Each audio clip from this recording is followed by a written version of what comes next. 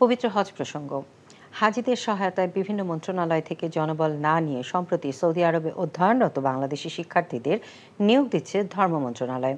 প্রবাসীদের নিয়োগ দেওয়ার ফলে জনপ্রতি ৫ থেকে ৭ লাখ টাকা সাশ্রয় হচ্ছে সরকারের। উপকৃত হচ্ছেন প্রবাসীদের সন্তানেরাও। মদিনা প্রতিনিধি ফরহাদের পাঠানো রিপোর্ট। আগামী শনিবার পবিত্র হজ অনুষ্ঠিত হবে। এবার বাংলাদেশ থেকে হজ পালন করবেন ৮৪,০০০ মুসল্লি। এরই মধ্যে মক্কায় পৌঁছে গেছেন ৮০,০০০-এর বেশি বাংলাদেশি। তাদেরকে সেবা দিতে সৌদি আরবে অধ্যয়নরত ৪০০ শিক্ষার্থীকে নিয়োগ দিয়েছে বাংলাদেশ সরকার। স্কলারশিপ প্রাপ্ত ছাত্রদের হজ মৌসুমে হাজিদের সেবার জন্য ২০০৯ সাল থেকে নিয়োগ দেওয়া হচ্ছে। আমি হাজিদের সেবায় মদিনা হজ অফিসের আইটি সেকশনে নিয়োজিত আছি। হজ কারিগরি ও চিকিৎসক দল বাংলাদেশ থেকে নিলেও খরচ কমাতে প্রবাসী শিক্ষার্থীদের মধ্য থেকে হজ প্রশাসনিক সহায়তাকারী দল গঠন করায় বাংলাদেশের সাশ্রয় হয়েছে কয়েক কোটি টাকা। অন্যতম হচ্ছে দুবাসীর কাজ করা।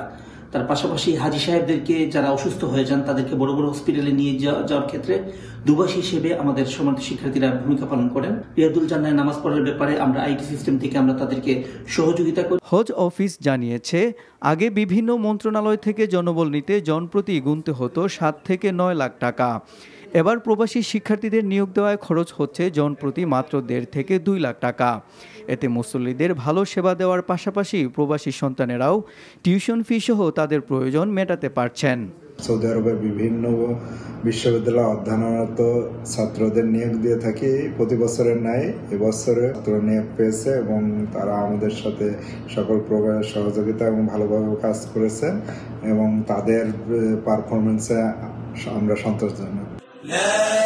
এদিকে এবার পবিত্র হজ পালন করতে গিয়ে এ পর্যন্ত মক্কা মদিনায় ১৫ বাংলাদেশি ইন্তেকাল করেছেন।